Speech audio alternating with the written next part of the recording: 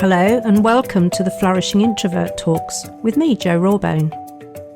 This is the podcast that celebrates the natural gifts of introverts so that we can flourish in all situations. Episode 273, Loving How You Look. There are significant moments in life that never leave me. Falling in love for the first time. My first real heartbreak. My wedding days. Yes, I've had two, and they were very different. The cutting remarks thrown my way that slashed my self-esteem. And the one that I treasure most for a whole host of reasons. The moment I was able to see the real me.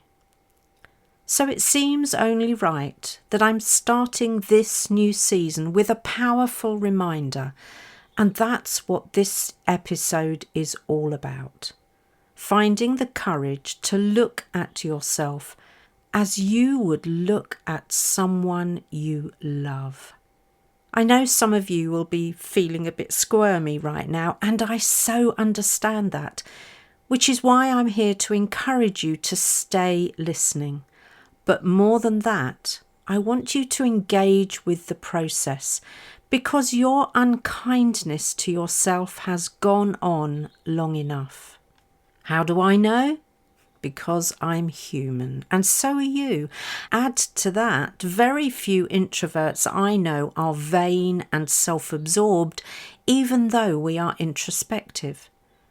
And maybe that's part of the problem, as our introspection is often accompanied by a large dose of too big for its boots inner critic. So, we see an image of ourselves, posed or caught off guard, and the first thing we do is go into critique mode. Our internal commentary says things like, "My nose is too big, my double chins are really obvious, and those bags under my eyes weren't there yesterday." Okay, so that's my internal commentary, but I wonder what you say to yourself. In this world of social media dominance, many of us at some point or another are going to need to add a picture on LinkedIn or pluck up courage to do a live video. And I'm pretty sure that every one of us, employed or involved in business, are expected to show up on a Teams or Zoom call with our camera on. So, you consider angles, lighting, appearance enhancers before you even press join. My friends, this is madness, as we are all unique and none of us is perfect, and very few of us are symmetrical. And yet I have allowed the illusion of perfection, as portrayed by the glossy cheerleader types, to restrict my visibility and drive me back to playing small. Yep, my old friend comparisonitis came uninvited to the party again and pissed on my parade. And when that happened, I was far from happy. Okay, so you could say this is a case of choose my unhappy here, because the more I hide, the less I'll be creating the legacy I intend to leave in people, and that would have me feeling very unhappy. I'm not meant for playing small, and the older I've got, the easier it has become to own my place in the world. How I wish I'd gotten here earlier, but we are where we are, and now I'm making the best of it. Which is what I want for all of you who are hiding, playing small under the pretense of not loving how you look. And yes, I know it feels very real, but honestly, have all the successful people in the world been drop-dead gorgeous stunners? Nope. But they have something that draws you in, which we struggle to see in ourselves.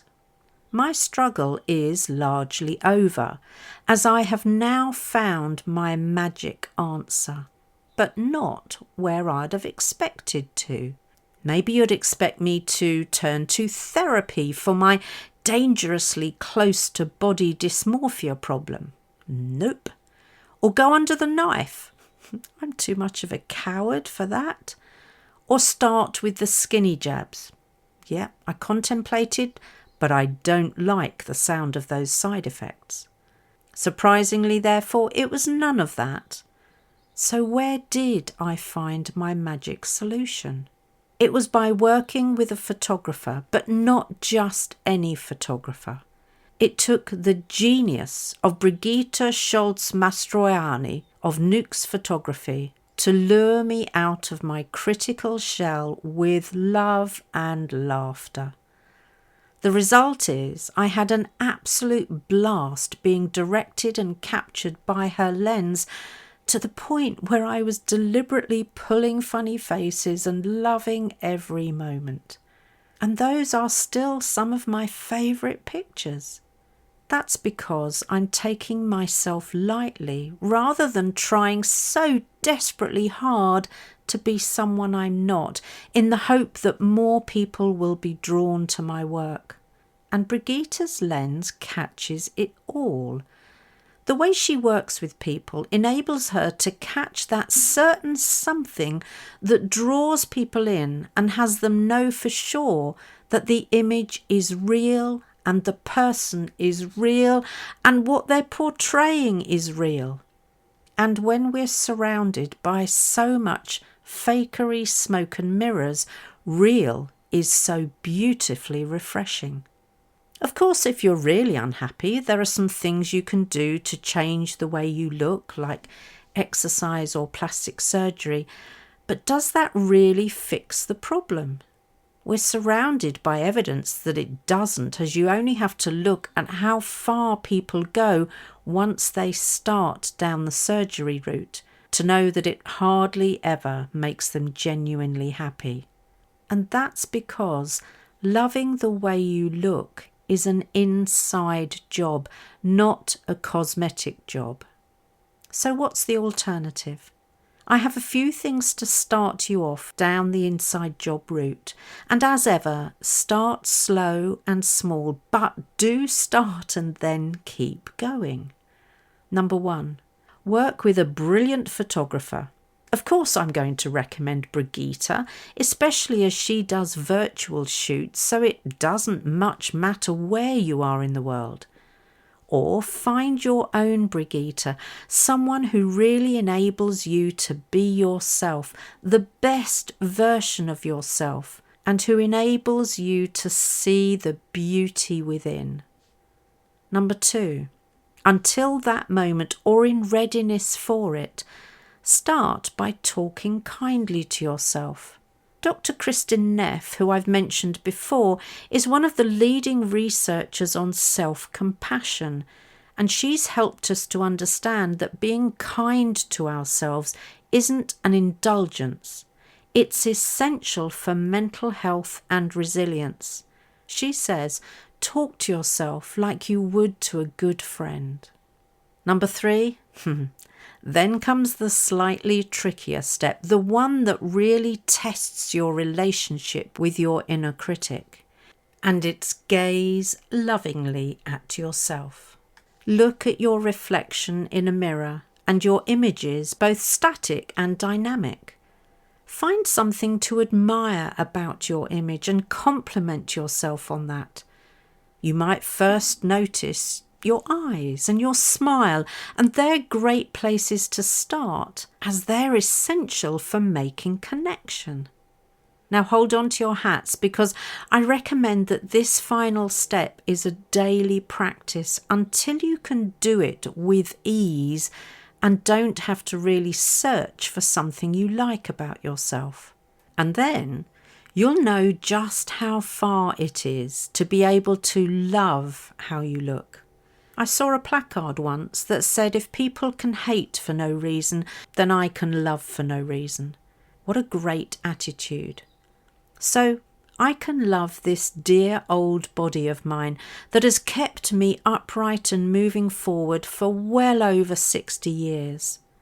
And I can love this face that has weathered so many physical and emotional storms. I can love the many crinkles around my eyes caused by smiling at life and those I love so much. At the end of the day, we are the only one we spend our whole life with, so why not make it a joyous, loving relationship? Honestly, that's the inner work we all need to do, and there's always more to do because we change throughout our life. So there are new things to learn to love. Don't allow aging to dim your light so others cannot see it, and so that you cannot see it. My lovely niece Mel gave me a card several years ago that said, "When I get old, I don't want people thinking, 'What a sweet old lady.' I want them saying, 'Oh crap, what's she up to now?'" I kept that card and I'm working hard to fulfill that wish for Mel. The reality is, we don't have to look a certain way to be successful, although I do still find a lot of wannabes buy more readily from someone who looks perfect. And maybe that's because it's a subconscious part of their dream. And those are not my natural audience, because we're interested in something far more than skin deep. So I'm happy for them to follow their role models. There's space for all of us, and the people who are in and destined for my guild are the quieter ones who know they have more to offer and are looking for real so they can be real themselves.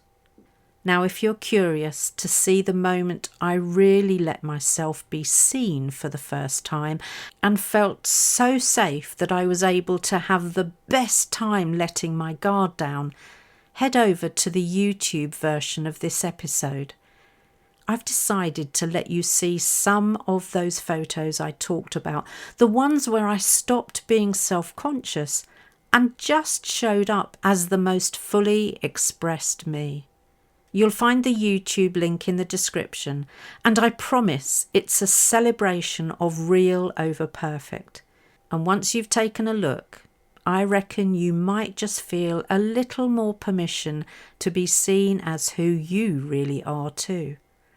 For now, remember to do the inside work, and it's okay to start with small steps, because as the proverb goes, every journey of 1,000 miles starts with a single step. Go on. I know you can do it, and I'm right here with you. If you enjoyed this episode as much as I did, then please subscribe, rate us and leave a comment, because we know that that helps other people find the podcast. And if other people find us, other introverts can flourish. You are listening to an Intentional Media Production podcast.